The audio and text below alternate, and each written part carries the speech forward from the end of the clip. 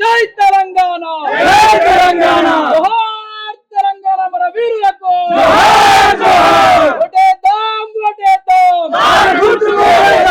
సంజయ్ అన్న పిలుపు, సంజయ్ అన్న పిలుపు, దేదీప్తి అమ్మ పిలుపు. కారు గుర్తుకే, కారు గుర్తుకే. సంజయ్ అన్న నాయకత్వం, సంజయ్ అన్న నాయకత్వం. ఈ రోజు జూబ్లీ హిల్స్ ఎలక్షన్ లో భాగంగా ప్రచారంలో పాల్గొన్నటువంటి కోరుట్ల ఎమ్మెల్యే డాక్టర్ సంజయ్ గారు మనతో ఉన్నారు. అసలు ప్రచారం ఎట్లా సాగుతుంది అనేది కూడా ఒకసారి ఆయన మాటల్లో మనం తెలుసుకుందాం. అన్న నమస్తే అన్న. అన్న చెప్పండి అన్న, ఎట్లా జరుగుతుంది ప్రచారం? బ్రహ్మాండంగా ప్రజలే ప్రచారం చేస్తూ ఉన్నారు. మేమేదో ప్రజలతోని తోడుకుంటున్నాం. ఎందుకంటే ప్రతి ఒక్కరు జూబ్లీ హిల్స్ కాన్స్టిట్యున్సీలో, స్పెషల్లీ వెంగళరావు నగర్ డివిజన్లో ప్రతి ఒక్కరు మాకు కేసీఆర్ కావాలి అంతే, అదొకటే నినాదం. కేసీఆర్ రావాలి మాకు, మళ్ళీ కేసీఆర్ ఉంటేనే మా జీవితాలు బాగుంటాయి, కేసీఆర్ ఉంటేనే మా హైదరాబాద్ బాగుంటుంది, కేసీఆర్ ఉంటేనే మాకు మళ్ళీ కరెంటు పుష్కలంగా వస్తుంది, కేసీఆర్ గారు ఉంటేనే మాకు మంచినీళ్ళు వస్తాయి అని చెప్పి ప్రజలందరూ నిర్ణయించుకున్నారు. అయితే ప్రధానంగా అన్న ఒకటి ఏం లేదు, జూబ్లీ హిల్స్ ఎలక్షన్స్ లో మేజర్ ఓట్స్ వచ్చేసి మైనార్టీ ఓట్లు, దాదాపు 1,30,000 ఓట్ల వరకు ఉన్నాయి. అయితే ఈ మైనార్టీ ఓట్లలో కూడా ఏదో మన మంత్రిని అజరుద్దీన్ చేసిండు, ఒక స్టంట్ టైప్ గేమ్ ఆడిండు ముఖ్యమంత్రి మనం చెప్పుకోవచ్చు. దాని మీద మైనార్టీ ఓట్లు ఎంతవరకు డైవర్ట్ అవుతాయి అని చెప్పి అనుకోవచ్చు. చిన్న విషయం చెప్తాం మీకు. రేవంత్ రెడ్డి గారికి తెలివి ఎక్కువ అనుకుంటాడు, కానీ ఒక విషయం చెప్తా, నీ ఆకలి నా ఆకలి వేరుంటుందా అని. నీకు ఆకలి నాకు ఆకలి ఒకటే ఉంటుంది, ఎవరికైనా మనిషికి ఒకటే ఆకలి ఉంటుంది. ఈ 2 ఏళ్లలో హైదరాబాద్ పరిస్థితి కానీ, తెలంగాణ పరిస్థితి కానీ, మైనారిటీ మెజారిటీ అని ఏమీ లేదు ఎక్కడ కూడా. అందరికీ ఆకలి. ఎందుకంటే ఈయన వచ్చినాక రాష్ట్ర ఆర్థిక పరిస్థితి దిగజార్చి, రాష్ట్రంలో ఏ ఒక్క సంక్షేమం పథకం చేయక, రాష్ట్రాన్ని అట్టడుగునే తీసుకుపోయిన, ఇక ఆయన ఏమనాలో నాకు అర్థం అవట్లేదు, అట్లాంటి ముఖ్యమంత్రి. నన్ను ఫినిష్. అట్లాంటి పరిస్థితుల్లో ఆకలి అందరికి ఒకటే, మైనారిటీ లేదు మెజారిటీ లేదు. అందరికి కూడా కేసీఆర్ గారు ఉన్నప్పుడు మైనారిటీ లేదు మెజారిటీ లేదు. కేసీఆర్ గారు ఎప్పుడో చెప్పేది, కులం లేదు మతం లేదు, అందరూ నా తెలంగాణ వాదులే, అందరూ నా తెలంగాణ బిడ్డలే, అందరూ నా బిడ్డలే అని చెప్పి కేసీఆర్ గారు చెప్పినారు. ఇవాళ ప్రజలందరూ మళ్ళీ గుర్తుపెట్టుకున్నారు అది.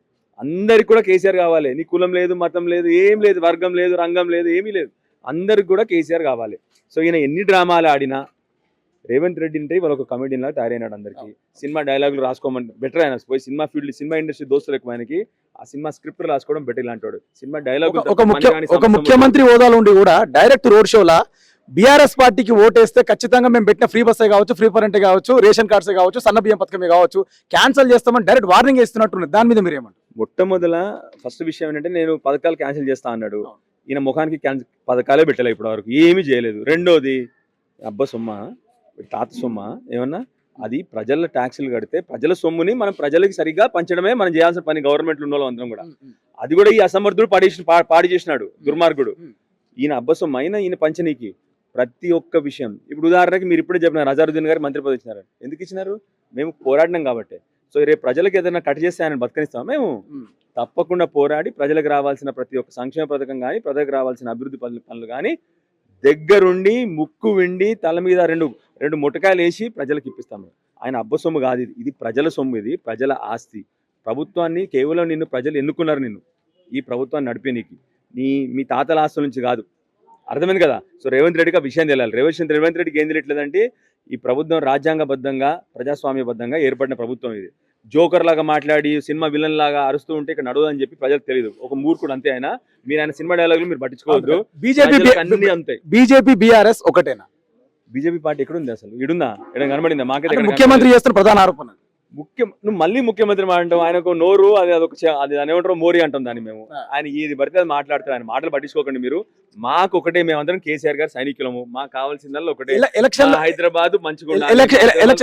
ఎలక్షన్ లో భాగంగా 11వ తారీఖు లోపే కాళేశ్వరంది కానీ, సిబిఐది కానీ, కేటీఆర్ది, ఈ ఫార్ములా కానీ కేసు తొందరగా అరెస్ట్ చేయాలని చెప్పేసి ఎవరికి డైరెక్ట్ కిషన్ రెడ్డిని అడుగుతున్నా వైనం మనం చూస్తున్నాం. అది 11వ తారీఖు లోపట్నేనంట. దాని మీద ఏమంటారు?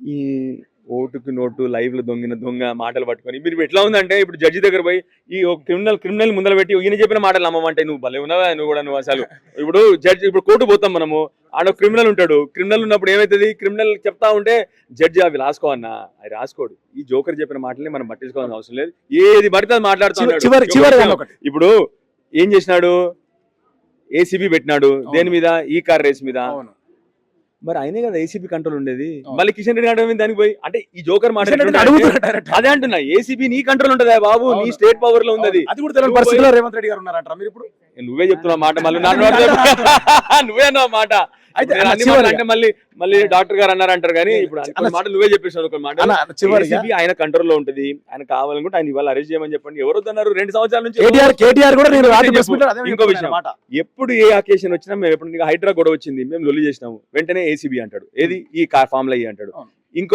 ఇంకో అసమర్థుడు ఏమీ పని చేయడానికి రాదు మేము గొడవ చేస్తాము లొల్లి చేస్తాము లాగాచారాలంగా మేము లొల్లి చేస్తాము వెంటనే మళ్ళీ ఏసీబీ అంటాడు ఈ ఫామ్ లో అంటాడు రే కిషన్ రెడ్డి అరే జోకర్ ఏసీబీ నీ చేతిలో ఉంటది నీకు అర్థం చెప్పింది నీకు ఏసీబీ నీ చేతిలో ఉంటది అన్ని ప్లస్ 2 ఏళ్ళ ఇదే ఈ ఫార్ములా ఇదే కాళేశ్వరము ఇదే తప్ప ఇంకో పని లేదా నీకు ఇప్పటికన్నా పని చేయడం మొదలుపెట్టి ప్రజలు నేను తన్నేలా ఉన్నారు నిన్ను అసలు నిన్ను ఇప్పుడు మాట్లాడుకుంటున్నారు రేవంత్ రెడ్డియే నెగిటివ్ అంటే ఇప్పుడు ఇక్కడ ఉన్న రేవంత్ రెడ్డి వస్తే మైనస్ అంటే ప్రతిసారి రేవంత్ రెడ్డి వస్తే నవీన్ యాదవ్ మైనస్ జగ్గారెడ్డి కూడా ఒక మాట మాట్లాడినట్టు కూడా అంటారు నువ్వే అన్ని మాటలు చెప్తాను చివరికి ఒకటి లేదా ఈ జూబ్లీ సెలక్షన్స్ లో ఎంత మెజార్టీ తోటి బీఆర్ఎస్ పార్టీ గెలవబోతుంది నాకు తెలిసి 25,000 నుండి 30,000 గెలుస్తాం 25 పక్కా గెలుస్తాము వీళ్ళు ఆల్రెడీ నాకు తెలిసిన సమాచారం ప్రకారం దొంగ ఆధార్ కార్డు కూడా ప్రింట్ చేయించుకున్నాడు ఇప్పుడు ముఖ్యమంత్రి డైరెక్ట్ గా ఇంటెలిజెన్స్ డీజీలకు కానీ డీజీపీ కానీ అందరు చెప్పినారంట మీరు ఏమన్నా చేయండి భయ్ నేను గెలవాలి మీరు కొడతారా తంతారా ఏమైనా చేయండి